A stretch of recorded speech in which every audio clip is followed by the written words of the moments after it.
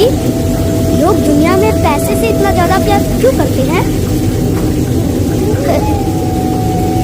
पैसा पैसा वो चीज है जो इंसानों को बदल देता है, पर इंसान भी वही है जो पैसों के लिए बदल जाते हैं। जब तक इंसान के जेब में नोट होता है ना, तब तक रिश्ते मजबूत होते हैं, लेकिन जब जेब खाली हो जाए तब अपनों की पहचान भी बदल जाती है।